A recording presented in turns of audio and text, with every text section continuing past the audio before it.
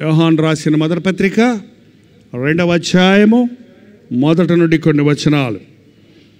నా చిన్నపిల్లలారా, మీరు పాపము చేయకుండుటకై ఈ సంగతులు మీకు రాయుచున్నాను.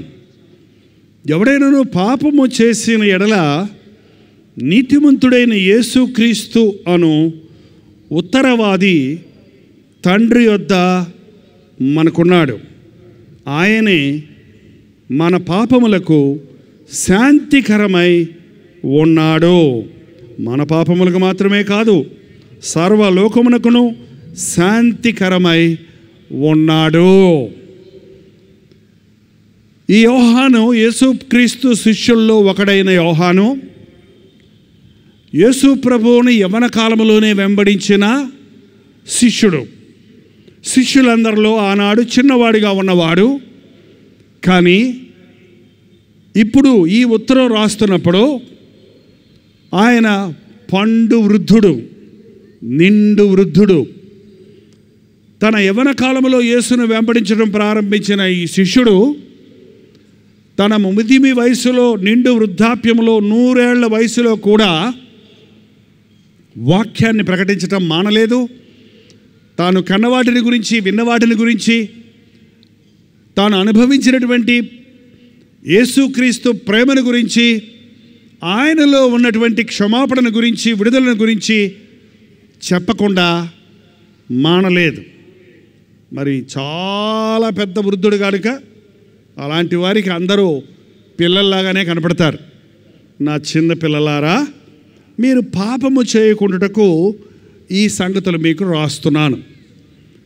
మనమండి శరీర రీతిగా పెద్దలమో పిల్లలమో కానీ ఎవరైతే మారు మనసు పొందుతారో, యేసుక్రీస్తుని తమ సొంత రక్షకుడిగా అంగీకరించి తిరిగి జన్మిస్తారో వారు శిశువులుగానే, ఎలాగో ఒక శిశువు పెరిగి పెద్దదవుతుందో అలాగే ఆధ్యాత్మికంగా మనం కూడా నూతన జన్మ అనుభవాన్ని పొందిన తరువాత దినదినాభివృద్ధి పొంది యేసుక్రీస్తు సారూప్యంలోనికి సంపూర్ణమవుతాం. క్రైస్తవ జీవితం అనేది ఒక మొక్కుబడి చేసుకొని ముగించేదో, ఒక సాక్ష్యం చెప్పి కూర్చునేదో, ఒక నాటి అనుభవమో కాదు. కానీ ఇది జీవితకాలం అంతా ఆయనను అడుగు జాడల్లో నడిచే విధానం. ఈ రోజున క్రైస్తవత్వాన్ని కూడా ఒక మూఢభక్తిగా మార్చి రోగాలు బాగు చేసుకోవడానికి, మేలులు పొందడానికి, ఆశీర్వాదాలు పొందడానికి యేసుప్రభువుని నమ్ముకున్నామని చెప్పేవాళ్ళు బోల్డ్ మంది ఉన్నారు. చిన్నపిల్లలారా, మీరు పాపం చేయకూడదని నేను మీకు ఆ మాటలు చెప్తున్నాను. యేసుప్రభువుని ఎరక్క మనందరం పాపులమే. ఒప్పుకుంటారా? ఒప్పుకోరా? నేను పరిశుద్ధుణ్ణి అన్నవాడికి యేసుప్రభు అక్కర్లేదు. ఎందుకంటే యేసుప్రభు చెప్పాడు, నేను ఆరోగ్యవంతుల కొరకు రాలేదు, రోగుల కొరకే వచ్చాను. నీతిమంతుల కొరకు రాలేదు, పాపులను వెదకి రక్షించడానికే వచ్చాను. మరి ఎవరైనా నేను పాపిని కాదు అని ఈ లోకంలో పుట్టినవాడు అనుకుంటే వాడు అజ్ఞాని.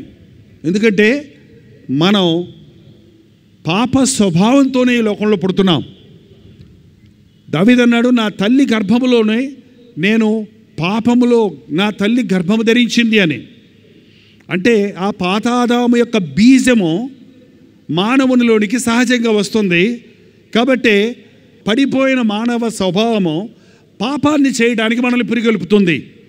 కొందరు క్రియల్లో పాపం చేస్తారు, కొందరు ఎక్కువ చేస్తారు, కొందరు తక్కువ చేస్తారు, కొందరు కొన్ని పాపాలు చేస్తారు, కొన్ని పాపాలు చేయరు, కొందరు కొన్ని పాపాలు మాటలతో చేస్తారు, చూపులతో చేస్తారు, ఆలోచనలతో చేస్తారు, అంతరాగంలో చేస్తారు. ఏమైనప్పటికీ దేవుడి దృష్టిలో వాడు పాపే. వ్యభిచారము చేయవద్దన్న మాట మీరు విన్నారు కదా. నేను మీతో చెప్పినది ఏమనగా, మోహపు చూపుతో చూచు ప్రతివాడు తన హృదయంలో వ్యభిచారము చేయించున్నాడని ప్రభు చెప్పాడు కదా. అలాగే కొందరు క్రియలలో పాపము చేయకపోయినా వారి ఆలోచనల్లో పాపం చేస్తున్నారు. మీ పాపములు యేసుక్రీస్తు దగ్గర ఒప్పుకొని విడిచిపెట్టిన రోజు ఒకటి ఉందా? నా స్థానంలో నా కొరకు యేసు ప్రభు సిలువలో మరణించాడు, నా పాపములకు పరిహారం చేశాడు అని నమ్మి నీ పాపముల కొరకు పశ్చాత్తాపడి వాటిని ఒప్పుకొని విడిచిపెట్టి యేసు ప్రభు ఇచ్చే క్షమాపణ నేను పొందాను అన్నవారు మాత్రం ఆలోచించి హల్లెలూయా చెప్పండి. అందరూనా? ఓకే, చాలా సంతోషం. ఒకరోజు మన జీవితంలో జరిగింది అది. యేసు ప్రభువును మనం నమ్ముకున్నాం, చాలామంది మనం బాప్తిసం కూడా తీసుకున్నాం. కానీ మళ్ళీ పాపం చేయకుండా ఉన్నారా చెప్పండి? మరి అందరిలో చెప్తాను, సిగ్గుపడతారు, భయపడతారు, కానీ సిగ్గుపడాల్సిన విషయం ఏం కాదు ఇది. పాపములు దాచిపెట్టేవాడు వర్ధలుడు, ఒప్పుకొని విడిచిపెట్టేవాడు కనికరం పొందిన దేవుడు ప్రభు చెప్పాడు. మారు మనసు పొందిన తరువాత, యేసు ప్రభువును నమ్ముకున్న తరువాత కూడా కొందరు కొన్నిసార్లు, అనేక సార్లు తప్పు చేస్తారు. అవునా కాదా? తప్పు చేసినప్పుడు ఏమైపోతున్నావు? దేవునికి దూరం సంగతి అలా పెట్టండి. నీ మనసు ఎలాగుంటుంది? కఠినమైపోతుందంట. చూసారా? అందుకే దేవుడు ఈ మాటలు వాళ్ళు చెప్పమన్నాడు.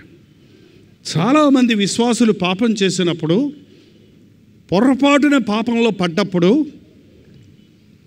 వారి హృదయాన్ని కఠినం చేసుకొని ఇంక పాపంలోనే బ్రతుకుతున్నారు. కొందరు పాపం చేసినప్పుడు వారిని వారే క్షమించుకోలేక, ఆ దోషారోపణ చేసే హృదయాన్ని, బాధను తట్టుకోలేక సారాయి తాగటమో, ఏంటంటే సినిమాలకు పోవటమో, షాపింగ్కి పోవటమో, ఏదో దాకా పరధ్యానం చేసుకోవడానికి, మనసును నెమ్మలిపరుచుకోవడానికి ప్రయత్నిస్తున్నారు. ఈ రెండు తప్పండి. మీరు యేసు ప్రభువును నమ్ముకున్న తరువాత, మీ హృదయాన్ని ప్రభువుకు అప్పగించిన తర్వాత, మీ పాపములన్నీ ఒప్పుకొని విడిచిపెట్టిన తర్వాత మీరు పాపం చేయకూడదు. ఒకవేళ పాపం చేస్తే కఠినపరుచుకోకండి, కృంగిపోకండి. చాలామంది యవనస్తులు ఇది నాన్న, యవన కాలంలో యేసు ప్రభువుని వెంబడించడం చాలా కష్టమండి. నేను జారిపోతున్నానండి, పడిపోయానండి, వేస్ట్ అండి దేవుడు నమ్ముకోవడం. నేను నాలాంటోడు బాగుపడ్డండి, నేను దేవుని కొరకు బతకలేనండి పరిశుద్ధంగా అని చెప్పి హృదయంలో ఒక విధంగా కృంగిపోవటం నేను చూస్తున్నానండి. చక్కగా బైబిల్ పట్టుకొని చర్చికి వచ్చేవాళ్ళు, బాగా ప్రార్థన చేసేవాళ్ళు, ఒక 6 నెలలు, 3 నెలలు, 1 సంవత్సరం ప్రభువుని వెంబడించిన తర్వాత ఏదో ఒక జగడం వచ్చి, ఎవరితోనో విరోధం వచ్చి, మాట్లాడని మాటలు మాట్లాడి, బూతు మాటలు మాట్లాడి, గొడవలు పెట్టుకొని కోర్టులకు వెళ్ళి బైబిల్ని పక్కన పడేసి దేవుణ్ణి విడిచిపెట్టేవారిని నేను ఎరుగుదును. మీరు ఒకవేళ పాపము చేసిన ఎడల ఏమన్నాడండి యోహాను భక్తుడు? నీతిమంతుడైన యేసుక్రీస్తు అనే ఉత్తరవాది ప్రభు యొద్ద మనకున్నాడు. మీరు పాపము చేసిన ఎడల మనకు ఒక ఉత్తరవాది ఉన్నాడు. చూడండి, మన దేశంలో చట్టాలు ఉన్నాయి. చట్టం మీరితే ఏమవుతుందో చెప్పండి? శిక్ష పడద్దా, కేసు పడద్దా? చట్టం మీరినప్పుడు కేసు పెడతారు. కేసు పెట్టినప్పుడు ఎక్కడికి వెళ్ళాలి? కోర్టుకి వెళ్ళాలి. కోర్టుకి వెళ్ళినప్పుడు ఆ కోర్టులో మన మీద నేరారోపణలు చేస్తున్నప్పుడు వాటికి బదులు ఎవరు చెప్తారు? మనకు తెలియదు చెప్పడానికి. అందుకే మనం ఎవరిని పెట్టుకుంటాం? ఒక అడ్వకేట్ని పెట్టుకుంటాం, ఒక లాయర్ని పెట్టుకుంటాం. ఆయన ఏం చేస్తాడు? మన పక్షంగా అక్కడ ఏం చేస్తాడు? మా క్లయింట్ నిర్దోషి, పాపం అతడికి తెలీదు, ఈ దేశం చట్టాలు తెలీదు, అతనికి మానసిక పరిస్థితి సరిగా లేదు, అతనికి కొంచెం ఇబ్బందుల్లో ఉన్నాడు కాబట్టి అలా ప్రవర్తించాడు, అతను ఇలా హత్య చేసి ఉండేవాడు కాదు, అతని మానసిక పరిస్థితి సరిలేని మూలన చేశాడు, లేక ఉద్రేకంలో చేశాడు, లేక తాను కాపాడుకోవడానికి చేశాడు అని ఏవేవో పెట్టి ఆ కేసులో ఎంత సాధ్యమైతే అంత ఆ వ్యక్తికి శిక్ష పడకుండా ఏం చేస్తాడు? అతని పక్షంలో ఇతను వాదిస్తాడు. మనం తప్పులు చేస్తున్నప్పుడు అండి, మన పక్షంలో వాదించడానికి మనకు ఒక ఉత్తరవాది ఉన్నాడు, ఒక అడ్వకేట్ ఉన్నాడు. ఆయన ఫీజు తీసుకోడు. ఎవరండి ఆయన? ఎవరండి ఆయన? అందరూ చెప్పాలి నాకు. ఎవరైనా? యేసుక్రీస్తు. రక్తమిచ్చి మనల్ని కొన్నవాడు. మనమంటే ఎంత ప్రేమ ఆయనకి. మనల్ని నేరాలు మోపి నరకంలో తోయటం మనకి ఇష్టం లేదు. మనల్ని ఎలాగన్నా క్షమించి పరలోకానికి తీసుకెళ్లాలని ఆశపడిన వాడు. నిన్ను ప్రేమించి నీవు పుట్టకముందే నీ కొరకు సిలువలో బలైన వాడు యేసుక్రీస్తు. మనకు మాత్రమే కాదు, లోకమంతటికి, సర్వలోకములో ఉన్న మానవులందరి కొరకు ప్రాయశ్చిత్త బలిగా కలువరి సిలువలో తన ప్రాణమిచ్చిన వాడు. చచ్చిపోయిన దేవుడు కాదాయన, మరణమును జయించి మృత్యుంజయుడు లేచిన వాడు. పరలోకంలో వెళ్ళి భూలోకానికి వెళ్ళి ఇన్ని శ్రమలు పడ్డాను, ఇన్ని నిందలు పడ్డాను, ఇన్ని అవమానాలు పడ్డాను, ఇంత బాధను అనుభవించాను, ఇంత వేదన అనుభవించాను, సిలువలో మరణించాను, నేను చేయాల్సింది చేసేసేసాను, ఈ పనికి మాలిన మనుషులు మారితే మారని, పోతే పోని, ఏమైతే నా పని నేను చేసేసాను అని పడుకొని నిద్రపోయేవాడు వాడు కాడు. నిన్ను కాపాడువాడు కునుకడు, నిద్రపోవాడు. మరి ఏం చేస్తున్నాడు ప్రభు? ఇప్పుడు దేవుని కుడిపార్శ్వమున కూర్చొని మన కొరకు విజ్ఞాపన చేస్తున్నాడు. నీవెలా అయినా ఆయన వైపు తిరగాలని. నాకు తెలియదు ఇక్కడ తప్పిపోయిన వారు ఎందరున్నారో, భక్తిలో తప్పిపోయిన వారు ఎందరున్నారో, విశ్వాసములో తప్పిపోయిన వారు ఎందరున్నారో, విశ్వాస భ్రష్టులైపోయిన వారు ఎందరున్నారో, దేవుని కార్యాలను చులకన చేసే వాళ్ళు ఎందరున్నారో, ఆత్మలో సంతోషం లేని వారు ఎందరున్నారో, ఇంకా రక్షణ అనుభవం లేని వారు ఎందరున్నారో, ఈ యేసయ్యను ఒక్కసారి మీరు చూడండి.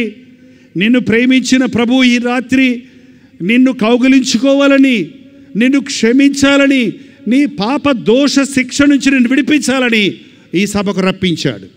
ఏదో కాస్త శరీరంలో ఉన్న రోగాలన్నీ బాగు చేయడం కోసం కాదండి. యేసయ్య ఆయన నామంలో స్వస్థత ఉంది, ఆయన పొందిన దెబ్బల ద్వారా స్వస్థత మనకు కలుగుతుంది. అంతకంటే మించిన హృదయ శుద్ధిని ఇవ్వడానికి, ఆత్మలో ఆనందం ఇవ్వడానికి, దోషారోపణ చేసేటువంటి నీ హృదయానికి సమాధానం ఇవ్వడానికి, నీవు తెలిసి చేసిన పాపం కొరకు కూడా నీ మీదకు శిక్ష రాకుండా ఆ శిక్ష తప్పించి నీ పక్షంలో విజ్ఞాపన చేస్తున్న ప్రభు ఈ రాత్రి, నిన్ను ప్రేమిస్తున్న ప్రభు నీకోసం నీవు తిరిగి రావాలని ఆశిస్తూ ఉన్నాడు. ప్రపంచంలో నలుగురే ఉన్నారండి, ఆదాము, హవ్వ, చెప్పండి, కయ్యూను, హేబేలు. కయ్యూను ఏం చేశాడు? తమ్ముణ్ణి ఏదో చిన్న అసూయ పెట్టుకొని నా అర్పణ అంగీకరించాడు, నీ అర్పణ అంగీకరించాడు, నా అర్పణ అంగీకరించలేదు అని చెప్పి కక్ష పెట్టుకొని, కోపం పెట్టుకొని, అసూయ పెట్టుకొని, అదను చూసుకొని తమ్ముడిని చంపేశాడు. ఏంటండి, ఎంతమంది జీవితాల్లో కోపాలు ఉన్నాయి, కక్ష పెట్టుకుంటున్నారు, అసూయలు పెట్టుకుంటున్నారు. దేవుని బిడ్డలో అసూయ ఉండకూడదండి. దేవుని బిడ్డలో ప్రేమలో అసూయ లేదు, మత్సరము లేదు. చంపేసి మెదలకుండా ఊరుకున్నాడు. దేవుడు ఊరుకుంటాడా? దేవుడు ఊరుకుంటారండి? కయ్యూను, నీ తమ్ముడు ఎక్కడా అని అడిగితే, అయ్యా నా తమ్ముడిని చంపేశానయ్యా, బుద్ధి లేక చంపేశానయ్యా, నన్ను క్షమించయ్యా అన్నాడా? ఏమన్నాడు? నా తమ్ముడు నేను కావాలన్నా? చూడండి, తప్పు చేసి రాత్రి ఎక్కడికి పోయావరా చెప్పకుండా అంటే, నీకెందుకో, ఎక్కడికి పోతాడు, నేను సినిమా పేరు అనుకుంటావా, విచారణ చేస్తాను అనుకుంటావా అంటాడు చేసి వచ్చి. ఏంటండి, చూసారా? పాపం చేసిన తర్వాత పశ్చాత్తాపడటానికి బదులు ఆ పాపం మనిషిని ముండి ఘటనలో చేసేస్తుంది. అందుకే మనుషులు అంతకంతకి చెడిపోతున్నారండి, అంతకంతకి చెడిపోతున్నారు. జాగ్రత్త, నువ్వు తప్పు చేసినప్పుడు వెంటనే పశ్చాత్తాపడు. మనలో పాపము లేదని చెప్పుకునే ఎడల మనం అబద్ధికులమవుతాం. మన పాపాన్ని మనం ఒప్పుకునే ఎడల యేసుక్రీస్తు యొక్క రక్తము మన ప్రతి పాపము నుండి మనల్ని పవిత్రులుగా చేస్తుంది. మనం తప్పు చేశామని తన్నిపడేసేవాడు కాదు ఆయన, మనం తప్పు చేశామని తోసేసేవాడు కాదు ఆయన, మనం తప్పు చేశామని మెడ మీద చేసి గెంటేసేవాడు కాదు ఆయన. మనం ఎంత తప్పు చేసినా, మనం ఎన్నిసార్లు తప్పు చేసినా మనల్ని ఇంకా ప్రేమించే యేసయ్య ఉన్నాడనేది ఒక్కసారి మనసులో పెట్టుకోండి చాలు ఇక నీకు. అందుకనేనండి మేము ఎన్నిసార్లు పాపం చేస్తున్నాం, క్షమిస్తాడులే క్షమిస్తాడులే క్షమిస్తాడులే క్షమిస్తాడులే ఈ రోజున బాగా యేసయ్య ప్రేమను గురించి ఎన్నోళ్ళ పద్ధతి ఎలా ఉందంటే, పొద్దున్న పాపం చేయటం, రాత్రి ఒప్పుకోవటం, పొద్దున్న పాపం చేయటం, రాత్రి ఒప్పుకోవటం, పొద్దున్న పాపం చేయటం, రాత్రి ఒప్పుకోవటం. ఏంటండి? అతిక్రమములు దాచిపెట్టువాడు వర్ధిల్లడు, వాటిని ఒప్పుకొని మరల చేయువాడు ఆశీర్వదించబడతాడు. మాట్లాడరండి. ఒప్పుకొని విడిచిపెట్టువాడు. ఈ రాత్రి మీ హృదయం నేరారోపణ చేసే పాపమేదో యేసు ప్రభు దగ్గర ఒప్పుకుంటే, మనం ఒక లాయర్ని పెట్టుకుంటే అండి, మనం ఒక అడ్వకేట్ని పెట్టుకుంటే మన పక్షంలో వాదించడానికి, మనం ఆ అడ్వకేట్ దగ్గర నిజానిజాలన్నీ స్పష్టంగా వాడికి చెప్పాలా అక్కర్లేదా? నీకు చెప్పను, నీకెందుకు, నువ్వు నా పక్షం వాదించిపో, నీకేం చెప్పను, నేను నా పేపర్లు ఏమి ఇవ్వను, నేనేం చెప్పను, నా పక్షం వాదించిపో అంటే ఎందుకు ఆయన ఏం చేస్తాడు? ఏం వాదించబట్టావా? నీ సంగతి అంతా నాకు చెబితే మంచో చెడ్డో కీడో దాన్ని ఎట్టా ఏం చేయాలో నాకు తెలుసు, నేను చేస్తానంటాడు. అలాగే కీర్తన 51 మీరు చదివితే, ఆ పశ్చాత్తాపంతో రాసిన ఆ కీర్తనలోని భాగాలు చదివితే, అయ్యా నన్ను కడుగు, నా పాపము పోవునట్లుగా నన్ను కడుగు, హిస్సోపుతో నన్ను కడుగు, నీ సన్నిధిలో నుంచి నన్ను తోసివేయకు, నీ పరిశుద్ధాత్మ నాలో నుంచి తీసివేయకు, నాకు మరలా రక్షణానందాన్ని కలుగు చేయి అని కాళ్ళ వేళ్ళ పడి కన్నీటితో ప్రార్థించిన ఆ దావీదును ప్రార్థన మీరు గమనిస్తే, ఈ రోజున పాపంలో పడ్డ ప్రతివాడు అట్టి ప్రార్థన చేస్తే క్షమాపణ దొరుకుతుంది. యేసుక్రీస్తు క్షమించేవాడు. యేసు ప్రభు మన కొరకు చేసింది అదే. మీకు తెలుసా? నువ్వు చేసిన తప్పు కొరకు ఆయన ముఖం మీద ఉమ్మేశారండి. నువ్వు చేసిన పాపం కొరకు ఆయన కొరడాలతో ఆయన వీపిని నాగలితో దున్నినట్టు దున్నారండి. నీకు రావాల్సిన అవమానాన్ని, నిందను ఆయన సిలువలో భరించాడు. నిలువెల్ల చెడిపోయారు నీ కొరకు, నిలువెల్ల నలగొట్టబడ్డాడు, అవమానాన్ని పొందాడు, ఆ సిలువలో వేలాడాడు నీకోసమే. మీరు మీ సొత్తు కాదు, మీరు విలువ పెట్టి కొనబడిన వారు. ఎంతమంది ఈ విషయాన్ని మనసును పెడుతున్నారు? ఎంతమంది యేసుక్రీస్తుని నమ్ముతున్నారు? నా కోసమే. ఆ రోజు నుంచి నేను నమ్ముతున్నాను. ఈ లోకంలో ఎవరు పుట్టకపోయినా, ఒక పనికిమాలిన జైపాలైనా సరే, నా యేసయ్య ఈ లోకంలోనికి వచ్చి నా కొరకు సిలువలో మరణించి ఉండేవాడు అని నమ్ముతున్నాను. నువ్వు నమ్ముతున్నావా? నీకోసమే ఆయన సిలువలో మరణించాడని, నీకోసమే ఆయన రక్తం కార్చాడని? ఆ పేకాడుకున్న అబ్బాయి వాళ్ళ అమ్మ విడిపించింది కదా, రక్తం కార్చి జరిమానా కట్టి. ఇంటికి వెళ్ళగానే 3వ రోజు వాళ్ళ పాత స్నేహితుడు కనబడి, రే రారా వచ్చావా, అప్పుడు జైలు రారా పేకాడుకుందాం అన్నాడంట. ఆ అబ్బాయి ఏమన్నాడు తెలుసా? నేను రాను, నేను వచ్చి మళ్ళీ పేకాడి మళ్ళీ శిక్ష పొంది చెరసాల్లోనికి వెళ్ళి మళ్ళీ మా అమ్మ చేత రక్తం కార్పించను. నాకు తెలుసు, నేను మళ్ళీ పేకాడితే, మళ్ళీ నన్ను పట్టుకుంటే, నాకు జరిమానా వేస్తే, మళ్ళీ నా కోసం నా తల్లి రక్తం చిందిస్తుందని నాకు తెలుసు. నా తల్లి నన్ను అంత ప్రేమిస్తుంది. అయినప్పటికీ నేను రాను, మళ్ళీ నా తల్లిని నేను ఏడిపించను, ఇక నేను ఈ పాపము చేయను అన్నాడు.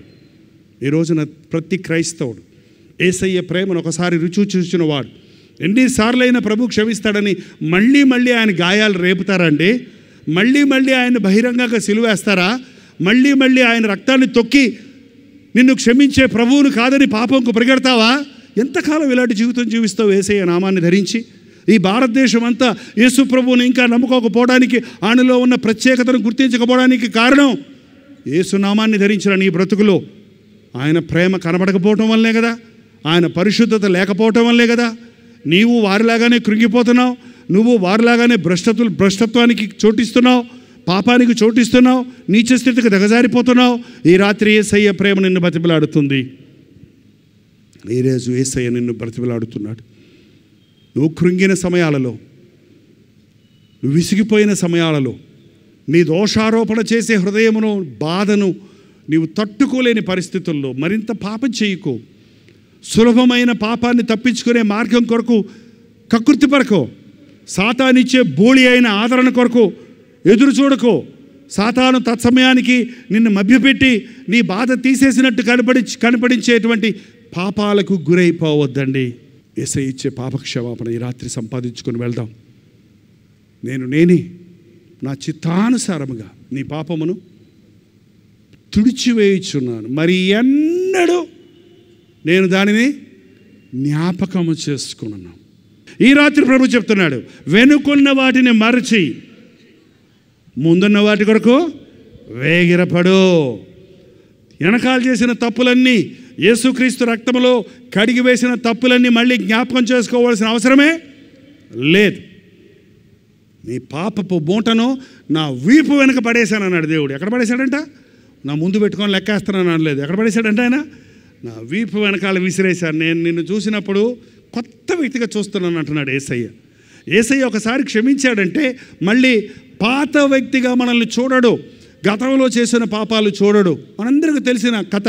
తప్పిపోయిన కుమారుడు తిరిగి ఇంటికి వచ్చినప్పుడు తండ్రి, వచ్చావారా, బుద్ధి వచ్చిందా, చెప్పిన మాట వింటావా, ఎప్పుడు పోకుండా ఉంటావా, నోరు మోసుకొని పడి ఉంటావా అని ఏమని అన్నాడా?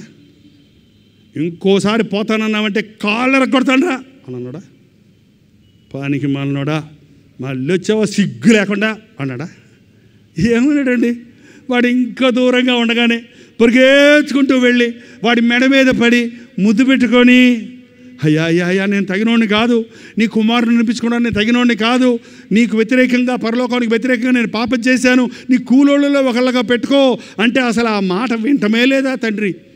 రారా రారా నాయన రారా, అయినా ఆ కుమారుడు చచ్చిపోయి బ్రతికాడు, తప్పిపోయి దొరికాడు. కాళ్ళకు చెప్పులు దొరకండి, చేతికి ఉంగరం పెట్టండి, శాలువా కప్పండి, కొవ్విన దూడని కొయ్యండి, మనం పండగ చేసుకుందాం అన్నాడు. ఏమండి? ఒక పాపి పశ్చాత్తాపడితే ప్రభువు క్షమించడానికి సిద్ధంగా ఉన్నాడు. మళ్ళీ ఏ ముఖం పెట్టుకుని వెళ్ళమంటారండి అన్నాడు ఒక ఆయన. ఏ ముఖం? ఉన్న ముఖం పెట్టుకుని వెళ్ళు. ఏంటండి? ముఖం చెల్లటం లేదండి. మళ్ళీ ఆ చర్చిలోకి నేను ఏ ముఖం పెట్టుకుని వెళ్ళమంటారు? ఆ చర్చిలో గొడవ చేశాను, ఆ చర్చిలో నింద తెచ్చుకున్నాను, ఆ చర్చిలో పరువు తీసుకున్నాను, ఆ చర్చిలోకి ఏ ముఖం పెట్టుకుని వెళ్ళమంటాడు అంటారేంటి? సిగ్గుమాలిన ముఖం పెట్టుకొని రా. దానియేలు అంటున్నాడు, మా ముఖానికి సిగ్గే తగి ఉన్నది, ఇదిగో సిగ్గుమాలిన ముఖంతో నీ దగ్గరకు వస్తున్నామయ్యా. మీ సిగ్గును మీ అవమానాన్ని తీసే యేసయ్య ఉన్నప్పుడు యేసయ్య ముందు సిగ్గుపడటానికి భయం ఎందుకండి? ఇంకా నీ సిగ్గును సింగారంగా చేసేస్తాడు రా. ఏంటండి? సిగ్గుపడొద్దు, పాపం ఒప్పుకోవడానికి సిగ్గుపడొద్దు. ఆకాను పాపాన్ని దాచినప్పుడు యెహోషువ అన్నాడు, నాయనా నువ్వు చేసిన తప్పును ఒప్పుకొని దేవుణ్ణి ఘనపరచు. నీ పాపం ఒప్పుకుంటే దేవునికి ఏమొస్తుందట?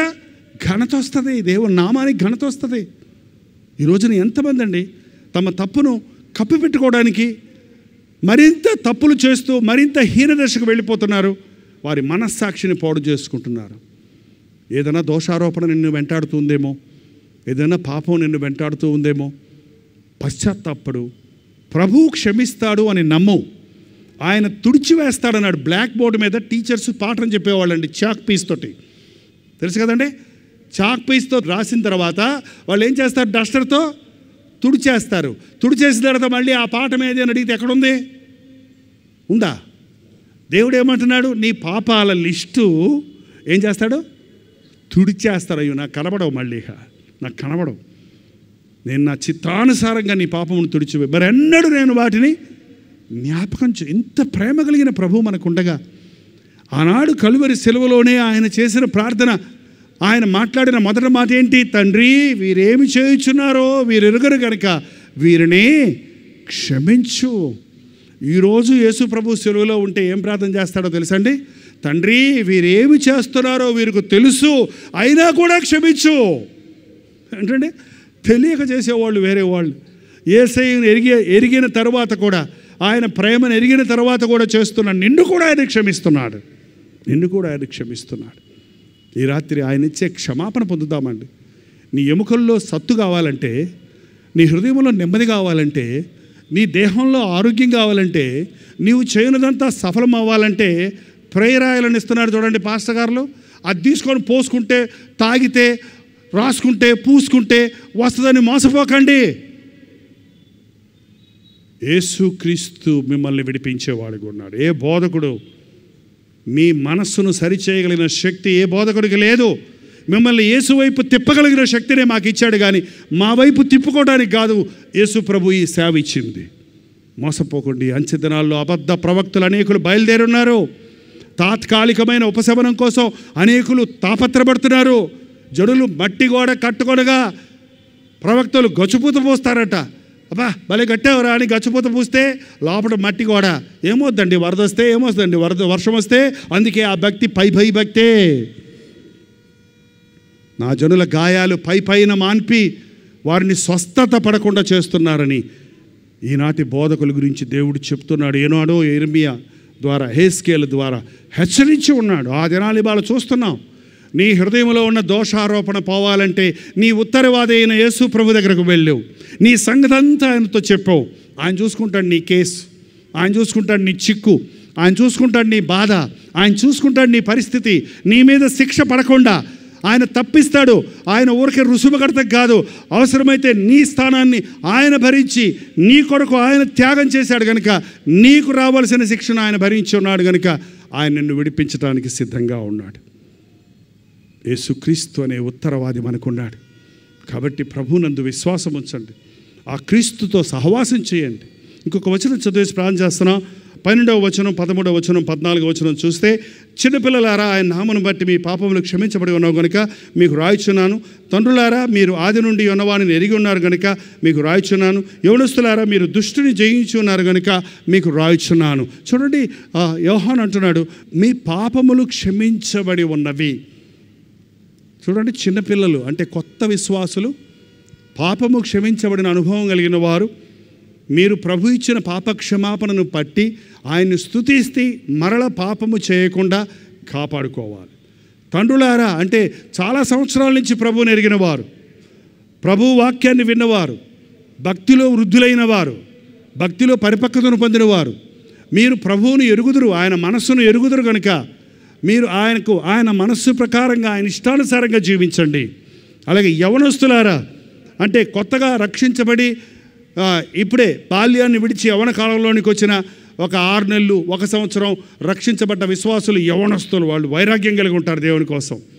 మీరు ఒకటి నేర్చుకోవాలి, దుష్టుని జయించాలి, శరీర ఇచ్ఛలను జయించాలి, పాపాన్ని జయించాలి. కాబట్టి ఈ అంచె దినాలలో మీ విశ్వాసము బలపడాలంటే దేవుని వాక్యాన్ని పఠించి ధ్యానించాలి. మీ ఉత్తరవాది అయిన క్రీస్తుతో మీకు సత్సంబంధం కలిగి ఉండాలి. ఆయన దగ్గర మీ హృదయాన్ని తెరిచి మీ స్థితిని చెప్పుకొని ఒప్పుకొని మీరు పాపక్షమాపణ పొందడానికి ప్రయత్నించాలి. కానీ ఆ పాపాన్ని కప్పుకోవడానికో, ఆ పాపాన్ని ముద్రపెట్టుకోవడానికో, ఆ పాపాన్ని కుళ్ళబెట్టుకోవడానికో, ఆ పాపాన్ని కప్పుకోవడానికి మరో పాపం చేయటమో చేసిన రోజు భ్రష్టులమైపోతాం.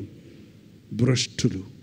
ఒక పూట కూటి కొరకు జ్యేష్ఠత్వపు హక్కును అమ్ముకున్న వ్యభిచారి అయినను, తిండిపోతైనను, ఏసావు వంటి తిండిపోతైనను, వ్యభిచారైనను ఉండునేమోనని జాగ్రత్తగా చూసుకునడి అని దేవుని వాక్యం సెలవిస్తూ ఉంది. దేవుని ప్రేమలను అనుభవించి మన ఇష్టానుసారంగా ప్రవర్తించినప్పుడు భ్రష్టులమవుతాం. భ్రష్టుడు అంటే ఇంకంతే, కుప్పతొట్టికి అన్నమాట, ఇంకెందుకు పనికిరాడని. దేవుడు ఎవరిని కుప్పలో పడేయడానికి ఇష్టపడటం లేదు. కానీ నీవు కఠినపరుచుకుంటే, నిన్ను క్షమించే ప్రభువు నువ్వు కాదంటే, నిన్ను విమోచించే ప్రభువు నువ్వు కాదంటే, నీ పక్షంలో ఉండి వాదాడి నీకు క్షమాపణ కలుగు చేసే ప్రభువు నువ్వు వద్దంటే చివరికి నిత్య నరకానికి వెళ్ళాల్సిందే. ఈ రోజున ఎంతటి పాపినైనా క్షమించుటకు ప్రభువు సిద్ధంగా ఉన్నాడు. ఈ రాత్రి మీరు ఇంటికి వెళ్ళి యేసయ్య నిన్నెంత ప్రేమించాడో జ్ఞాపకం చేసుకోండి. ఇంకా క్షమించబడని పాపం ఏదైనా నిన్ను వేదనపరుస్తుంటే, నిన్ను దోషారోపణ చేస్తుంటే, నీ హృదయాన్ని కృంగుదీస్తూ ఉంటే, ఏదైనా దాచుకున్న పాపం ఉంటే, ఎవరికీ తెలియకుండా నీవే మదనపడుతున్న పరిస్థితుల్లో ఉంటుంటే, నువ్వు చేసిన పాపాన్ని దేవుడు క్షమించడేమో అన్న రీతిగా దిగులు పడిపోతూ ఉంటే, ఈరోజు యేసయ్య చెప్పే మాటలు వినండి. నేను నిన్ను క్షమిస్తాను, నేను నిన్ను క్షమిస్తాను, నీ పాపాల్లో నేను తుడిచివేస్తాను, నేను వాటిని మరలా ఎప్పుడు నేను జ్ఞాపకం చేసుకోను అని ఈ రాత్రి సెలవిస్తున్నాడు. దయచేసి లేచి నిలబడతారా? 2 చేతులు పైకెత్తి ప్రార్థన చేసుకుందాం. పరిశుద్ధుడా, మమ్మల్ని చూడు నాయన, మా కొరకు కలువరిలో ప్రాణమిచ్చిన యేసయ్య, మమ్మల్ని చూడయ్యా. తిరిగి రావా నా కౌగిల్లోనికి? ఎప్పుడొస్తాడో నా బిడ్డ, నన్ను విడిచిపోయిన బిడ్డ నా కౌగిల్లో చేరాలని ఆనాడు ఆ తండ్రి ఎదురు చూచినట్లుగా అయ్యా ఈ రాత్రి మమ్మల్ని మా కొరకు ఎదురు చూస్తున్న నీ ప్రేమ కలిగిన హస్తాల్లో మేము చేరటానికి సహాయం చేయను ఆయన. ఏ గుండె బాధతో ఉందో, ఏ గుండెల్లో వేదన ఉందో, ఎవరు దోషారోపణతో కృంగిపోయి ఉన్నారో ఎవరు వారి హృదయాలను కఠినం చేసుకుని రాయిలాగా మొండికి తిరిగిన వారి స్థితిలోగా ఉన్నారో అలాంటి వారిని బండలను పగలగొట్టు సుత్త వంటి నీ మాటలతో ఈ రాత్రి పగలగొట్టినందుకు వందనములు నాయన. రెండంచుల గల వంటి వాడి అయిన నీ ఖడ్గము హృదయాంతరేంద్రియాలలో దూరి నేను బాగానే ఉన్నానులే, నేను పాపము చేయలేదులే అనుకున్న మమ్మల్ని, మా తలంపులను ఆలోచనలను నీ వాక్యము పరిశీలిస్తున్నందుకే వందనములు నాయన. ఈ రాత్రి ఎవ్వరు వారి హృదయాన్ని కఠినపరచుకొనుక ప్రతి ఒక్కరూ నీ పాదాలు చేరి నీవిచ్చే పాప క్షమాపణ పొంది నీ పాపములు క్షమించబడి ఉన్నవి సమాధానముగా పొమ్మని నీవే లోకములో ఉన్నప్పుడు చెప్పిన రీతిగా ఈ రాత్రి మా ఒక్కొక్కరితో చెప్పము నాయన. దోషారోపణ నుండి విడిపించబడిన వారిగా, నిర్దోషులుగా, నిష్కలంకులుగా, నీ బిడ్డలుగా మేము తిరిగి మా స్థలాలకు వెళ్ళటకు సహాయము చేయమని, నీ చిత్తమైతే, నీ రాకడ ఆలస్యమైతే రేపటి దినాన్ని కూడి వచ్చినప్పుడు మరింతగా మాతో మాట్లాడుమని యేసు క్రీస్తు నామములో అడుగుచున్నాము తండ్రి. మన తండ్రి అయిన దేవుని యొక్క ప్రేమయు, కుమారుడైన క్రీస్తు యొక్క కృపయు, ఆదరణకర్త అయిన పరిశుద్ధాత్మ యొక్క సహవాసము కూడి వచ్చిన మనందరికీ ఇప్పుడును సదాకాలమును తోడై ఉండునుగాక. ఆమేన్, ఆమేన్, ఆమేన్.